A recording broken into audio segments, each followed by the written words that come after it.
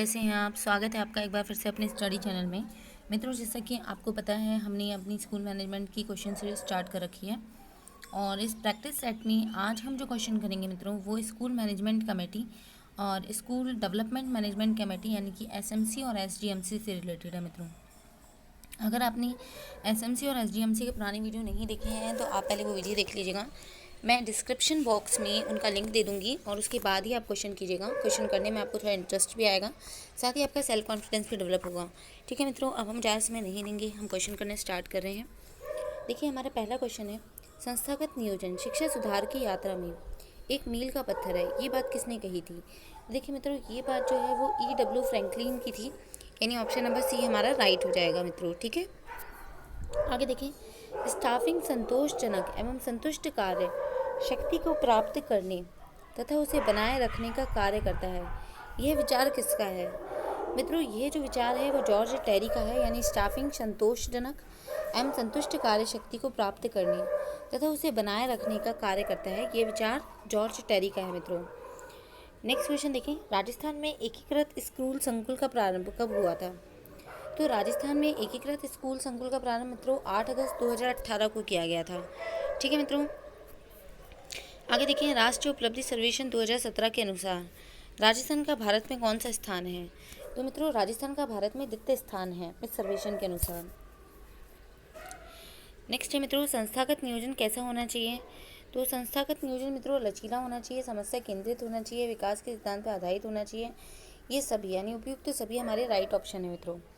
Next है, लोकतांत्रिक सिद्धांत पर कौन आधारित होता है।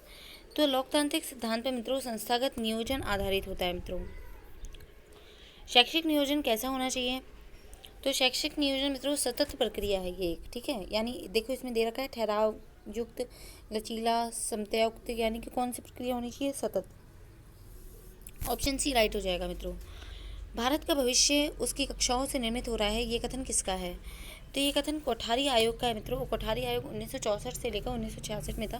सबसे पहले मुदालियर आयोग आया था 1958 में, उसके बाद कोठारी आयोग आया था मित्रों।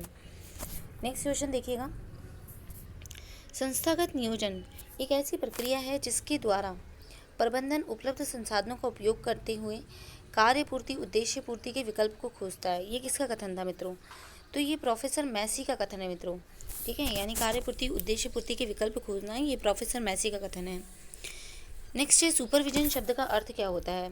तो सुपरविजन शब्द का अर्थ होता है मित्रों श्रेष्ठ तरीके से देखना। विश्व में शाला मानचित्रण की शुरुआत कब हुई थी। तो विश्व में शाला मानचित्रण की शुरुआत मित्रों 1963 फ्रांस में हुई थी, ये मैंने आपको पढ़ाया था। और आगे बात करते हैं मित्रों, देखें भारत में शाला मानचित्रण की शुरुआत कब हुई थी। तो भारत में शाला मानचित्रण की शुरुआत मित्रों 1992 में की गई थी। ठीक है, और स्वीडन देश के सहयोग से करी थी हमने ये। लोक जुम्बिश परियोजना कब बंद कर दी गई। देखिए 30 जून 2004 को लोक जून परियोजना को बंद कर दिया गया, इसे SSA यानी सर्व शिक्षा अभियान के अंदर मिला लिया गया। ठीक है मित्रों, नेक्स्ट क्वेश्चन देखें आप, शाला मानचित्रण का प्रमुख उद्देश्य क्या होता है। तो देखिए इसमें 4 ऑप्शन है। पहला ऑप्शन दिया है 6 से 14 वर्ष तक के सभी बच्चों को विद्यालय स्तर की शिक्षा उपलब्ध कराना, बच्चों का सर्वांगीण विकास करना, शिक्षक का विकास करना, विद्यालयों को समुदाय से जोड़ना। तो देखिए मित्रों, शाला मानचित्रण का प्रमुख उद्देश्य विद्यालयों को समुदाय से जोड़ना है, यानी ऑप्शन डी हमारा राइट आंसर है। शाला मानचित्रण किसके द्वारा किया जाता है। अध्यापक द्वारा, बालक द्वारा, कोर टीम द्वारा, प्रधानाध्यापक द्वारा। तो कोर टीम द्वारा किया जाता है मित्रों। एक ही नज़र में गाँव की शैक्षिक स्थिति का पता लगाना क्या कहलाता है। एक ही नज़र में पता लगाना नजरी नक्शा कहलाता है मित्रों। नजरी नक्शे में उत्तर दिशा कहाँ अंकित की जाती है। तो उत्तर दिशा ऊपर की ओर दाईं ओर अंकित की जाती है मित्रों। नेक्स्ट क्वेश्चन देखिए आप, शाला मानचित्रण निर्माण में प्रमुख मुख्य रूप से कितने चरण होते हैं। देखिए मित्रों, मुख्य रूप से 3 चरण होते हैं। कौन कौन से हैं। कैचमेंट एरिया का निर्माण करना, ग्राम शिक्षा समिति का गठन करना और नजरी खाका तैयार करना, ये 3 चरण होते हैं मित्रों। अब है RT अधिनियम 2009 की कौन सी धारा में ये उल्लेख किया गया कि विद्यालय स्थापना की योजना करने के लिए शाला मानचित्रण आवश्यक है। तो धारा 6 में शाला मानचित्रण का उल्लेख किया गया है मित्रों। आगे देखिए, मिलान करना है हमें माध्यमिक विद्यालय, ठीक है, प्राथमिक विद्यालय, अनौपचारिक शिक्षा केंद्र, उच्च विद्यालय और उच्च प्राथमिक विद्यालय। तो इस मिलान से हमारा ये मित्र है मतलब है मित्रों कि कौन कौन से विद्यालय किस क्रम में आएंगे। तो देखिए सबसे पहले प्राथमिक विद्यालय आता है, यानी कि सेकंड ऑप्शन पहले आना चाहिए। अब यहाँ दो ऑप्शन है मित्रों जहाँ सेकंड पहले है, ए और बी तो खुद ही गलत हो गए क्योंकि वहाँ सेकंड पहले नहीं है। अब देखिए प्राथमिक के बाद कौन सा विद्यालय आता है मित्रों, माध्यमिक यानी फर्स्ट। तो सेकंड के बाद फर्स्ट आना चाहिए, यानी सी ऑप्शन भी गलत है। राइट ऑप्शन हमारा कौन सा है, डी वाला है मित्रों। नेक्स्ट है नजरी नक्शा निर्माण में लाल रंग में बॉक्स केवल बाउंड्री लाल रंग प्रदर्शित करता है। लड़कियां जो स्कूल जाती हैं, लड़के जो स्कूल जाते हैं, तो देखिए लड़के जो स्कूल जाते हैं उनको प्रदर्शित करता है मित्रों।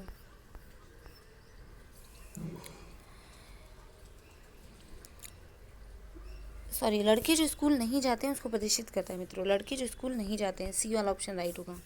भारत में सर्वप्रथम विद्यालय योजना की अभिशंसा किस आयोग ने करी थी। देखिए विद्यालय योजना की अभिशंसा सबसे पहले जो है कोठारी आयोग ने करी थी मित्रों, 1964-1966 में। संस्थागत नियोजन कितने क्षेत्रों में विभक्त किया रहता है। तो संस्थागत नियोजन को 4 क्षेत्रों में विभक्त किया रहता है मित्रों। शैक्षिक क्षेत्र है, सह शैक्षिक क्षेत्र है, भौतिक संसाधन का क्षेत्र है और विविध क्षेत्र आता है मित्रों। राजस्थान शिक्षा विभाग के अनुसार विद्यालय योजना कितने खंडों में बनाई जाती है। तो 3 खंडों में विद्यालय योजना बनाई जाती है मित्रों। प्रथम खंड है सामान्य परिचयात्मक सूचनाओं का, द्वितीय खंड है ठीक है गत सत्र की योजनाओं का, और तृतीय खंड होता है मित्रों वर्तमान सत्र के लिए कार्यक्रम योजनाओं का। राजस्थान में सभी विद्यालयों में विद्यालय योजना नियोजना कब से अनिवार्य किया गया है।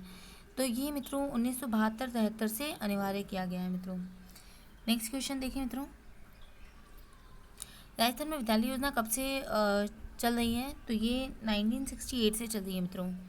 आरटी 2009 की कौन सी धारा में ये उल्लिखित है कि विद्यालय वार्षिक नियोजन का निर्माण विद्यालय प्रबंधन समिति करेगी। तो ये धारा 22 के अंदर है मित्रों। नेक्स्ट है योजना निर्माण के चरण क्रमानुसार व्यवस्थित कीजिए। तो योजना निर्माण के चरणों में सबसे पहले क्या चीज़ आती है मित्रों, देखें इसके अंदर सबसे पहले आ जाता है कार्यक्रम का नाम।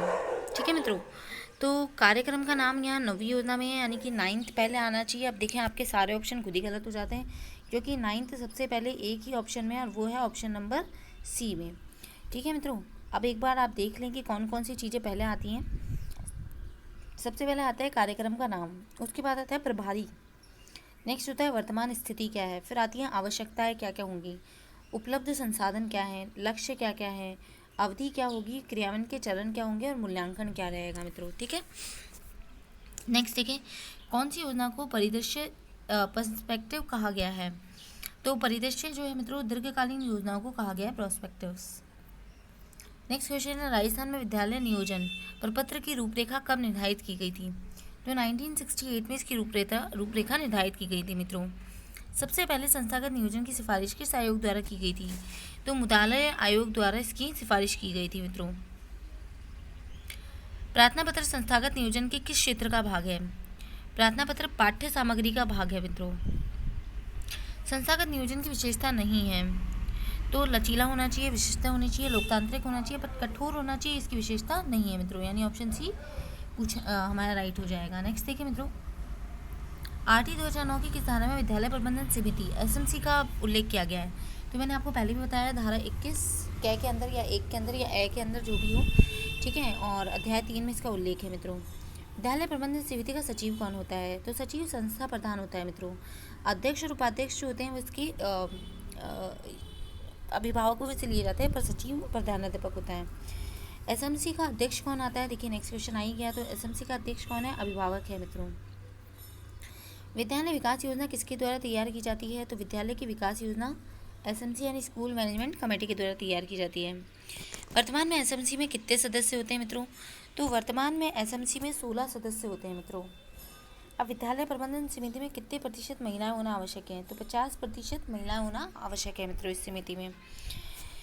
नेक्स्ट देखिए मित्रों, एसएमसी की प्रबंधन समिति की कार्यकारिणी बैठक कब होती है। तो ये कार्यकारिणी बैठक मित्रों अमावस्या के दिन होती है। ठीक है, और क्योंकि इसीलिए अमावस्या के दिन सबका अवकाश रहता है अभिभावकों को अधिकतर, इसीलिए अमावस्या के दिन ये रखी जाती है। एसएमसी की साधारण सभा की बैठक कितने दिनों में होनी चाहिए। 3 माह में एक बैठक होनी चाहिए मित्रों। एसएमसी के अध्यक्ष उपाध्यक्ष का कार्यकाल कितना होता है। ये 2 वर्ष का कार्यकाल होता है मित्रों। एसडीएमसी विद्यालय विकास प्रबंधन समिति में कितने सदस्य थे? तो 23 सदस्य होते थे मित्रों इस समिति के अंदर। नेक्स्ट क्वेश्चन देखिए, विद्यालय प्रबंधन समिति की बैठक कार्यकारिणी समिति के लिए कितनी आपूर्ति की आवश्यकता है? 33% आपूर्ति की आवश्यकता होती है मित्रों। एसएमसी में किसी भी प्रकार का विवाद उत्पन्न होने पर अंतिम निर्णय किसका होता है मित्रों? तो अंतिम निर्णय जो होता है वह डीईओ का होता है, यानी कि हम कहते हैं जिला शिक्षा ऑफिसर जो होते हैं उनका अंतिम निर्णय रहता है। एसएमसी का गठन कब किया गया था? तो 28 मई 2014 को एसएमसी का गठन किया गया। 2010 को मित्रों 2010 को एसएमसी का गठन किया गया था। नेक्स्ट देखिए मित्रों, एसएमसी का कार्यक्षेत्र क्या होता है? कक्षा 1 से 8 तक का। आरटीई एक्ट 2011 की किस धारा में विकास योजना को उल्लेख किया गया है? धारा 5 में। देखिए राजस्थान में जो आरटीई एक्ट है वो 2011 का है और उसमें धारा 5 में इसका उल्लेख है। एसडीएमसी में कितनी उपसमितियों का गठन किया जाता है? तो 2 प्रकार की उपसमितियाँ होती हैं मित्रों, एक तो विद्यालय भवन उपसमिति और एक शैक्षिक उपसमिति। एसएमसी की बैठक की सूचना कितने दिन पूर्व दी जाती है? 7 दिन पूर्व दी जाती है मित्रों, और अत्यावश्यक बैठक हो तो 2 दिन पूर्व। एसएमसी की कार्यकारिणी समिति का कार्यकाल कितना होता है? तो 2 वर्ष का कार्यकारिणी समिति का कार्यकाल होता है मित्रों।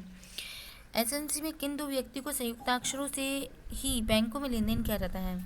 एक तो अध्यक्ष और एक सदस्य समिति के संयुक्ताक्षर से, यानी कि सचिव के। तो देखिए मित्रों ये आज हमारे 51 क्वेश्चन थे टोटल और एसएमसी एसडीएमसी से रिलेटेड क्वेश्चन थे। होप आपको ये वीडियो पसंद आया होगा। अगर वीडियो पसंद आया तो लाइक करें, सब्सक्राइब कर लें, नोटिफिकेशन को क्लिक कर लें ताकि आपको नए वीडियो मिलते रहेंगे। और मित्रों आपने अगर इसके पुराने वीडियो लेक्चर नहीं देखे हैं तो मैं डिस्क्रिप्शन बॉक्स में उसका लिंक दे दूँगी, पहले आप उनको देखिएगा उसके बाद क्वेश्चन करिएगा। धन्यवाद मित्रों।